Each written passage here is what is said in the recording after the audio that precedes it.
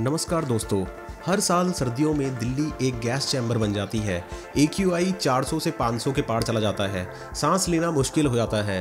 School बंद हो जाते हैं, लोग घरों में कैद हो जाते हैं। इस समस्या का समाधान खोजते खोजते सरकार ने एक नया प्रयोग करने का फैसला किया है, जिसका नाम है कृत्रिम बारिश। जी हाँ, आपने सही सुना। दिल्ली में बारिश कराई जाएगी और वो भी आर्टिफिशियली। लेकिन क्या ये संभव है? क्या ये काम करेगा?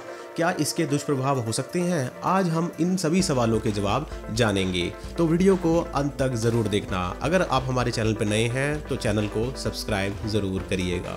क्या है कृत्रिम बारिश? सबसे पहले जानते हैं कि कृत्रिम बारिश या क्लाउड सीडिंग क्या होती है। क्लाउड सीडिंग एक ऐसी तकनीक है जिसमें बादलों में कुछ खास रसायन छिड़के जाते हैं जिससे बारिश होने लगती है। यह टेक्नोलॉजी 1940 के दशक से मौजूद है।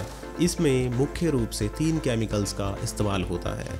सिल्वर आयोडाइड, दूसरा ड्राई आइस, तीसरा नमक के कण। जब ये केमिकल्स बादलों में डाले जाते हैं तो ये पानी की बूंदों के चारों ओर न्यूक्लियस बन जाते हैं। धीरे धीरे बूंदें बड़ी होती जाती है और भारी होकर बारिश के रूप में गिरती है। यह प्रोसेस नेचुरली भी होती है, लेकिन क्लाउड सीडिंग इसे आर्टिफिशियल ट्रिगर करती है। दुनिया के कई देश इस टेक्नोलॉजी का इस्तेमाल कर रहे हैं, जैसे चाइना, UAE, थाईलैंड, USA। लेकिन भारत में अभी भी एक्सपेरिमेंटल स्टेज में है।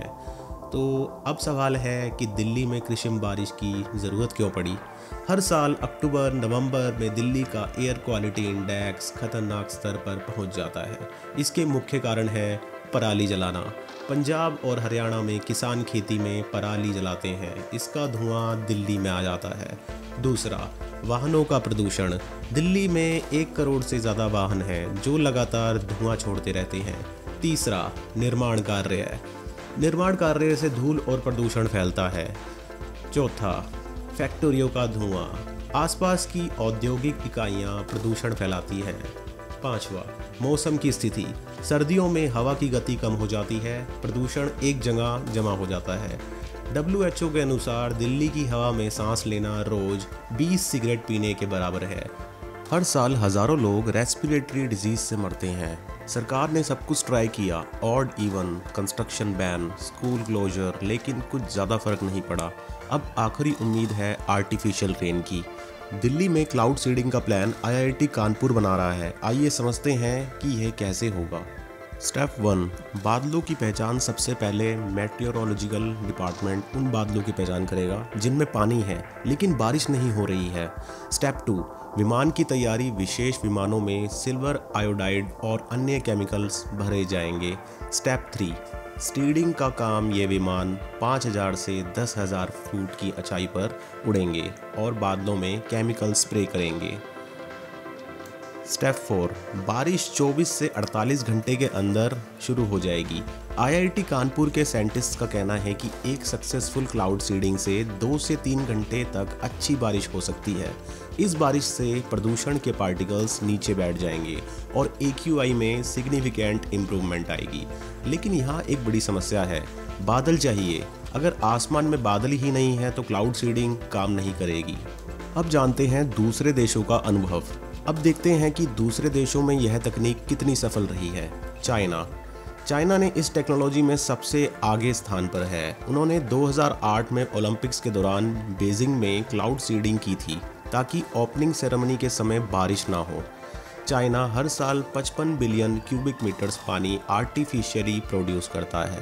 वह ड्रॉट एरियाज में खेती के लिए इसका इस्तेमाल करते हैं।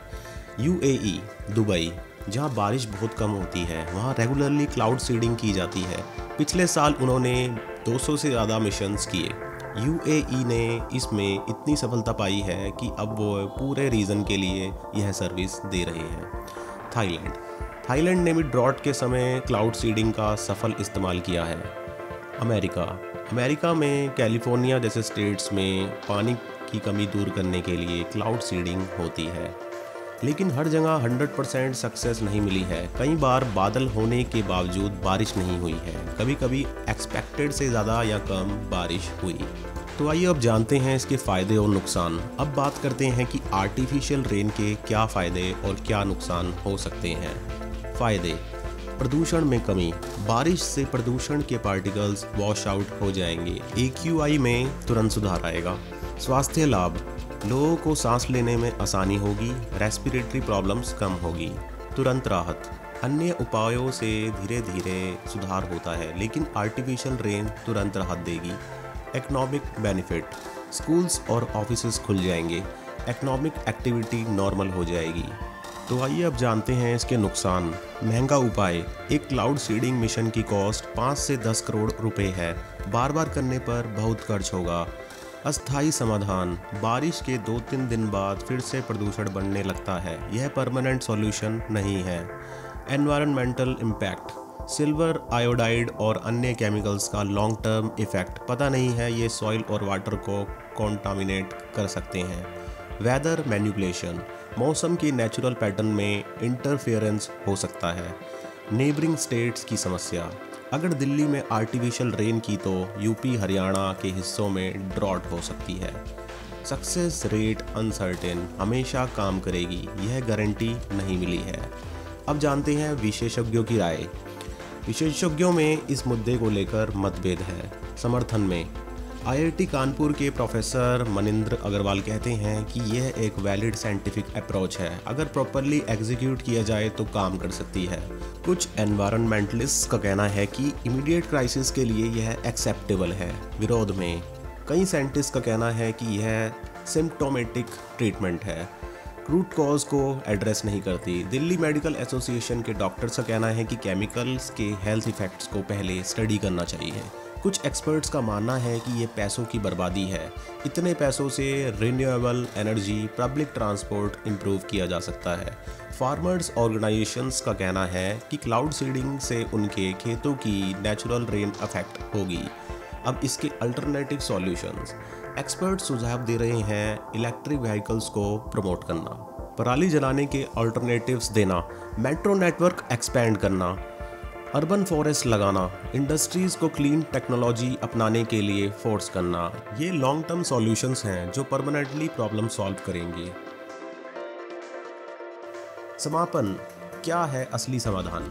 दोस्तों, आर्टिफिशियल रेन एक इंटरेस्टिंग एक्सपेरिमेंट है। हो सकता है यह काम करे, हो सकता है कि ना भी करे, लेकिन एक बात तय है, यह परमानेंट सॉल्यूशन नहीं है। यह एक बैंड एड है, सर्जरी नहीं। असली सॉल्यूशन है सोर्स ऑफ पोल्यूशन को रोकना, लॉन्ग टर्म प्लानिंग करना, सस्टेनेबल डेवलपमेंट मॉडल अपनाना, पब्लिक ट्रांसपोर्ट को मजबूत बनाना, रिन्यूएबल एनर्जी पर शिफ्ट होना। हम टेक्नोलॉजी पर डिपेंड तो कर सकते हैं, लेकिन नेचर के साथ छेड़छाड़ के कंसिक्वेंसेस भी समझने होंगे। दिल्ली की पॉल्यूशन प्रॉब्लम एक रात में नहीं बनी, इसे सॉल्व करने में भी समय लगेगा। आर्टिफिशियल रेन एक इमरजेंसी मेजर हो सकता है, लेकिन डेली सॉल्यूशन नहीं। अगर हम सच में अपने बच्चों को क्लीन एयर देना चाहते हैं तो हमें अपना लाइफस्टाइल बदलनी होगी, पब्लिक ट्रांसपोर्ट यूज़ करना होगा, ट्रीज़ लगाने होंगे, वेस्ट मैनेजमेंट इम्प्रूव करना होगा।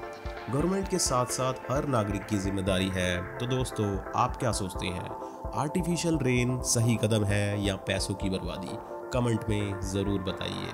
और हाँ, पॉल्यूशन कम करने के लिए आप क्या कर रहे हैं वो भी शेयर कीजिए।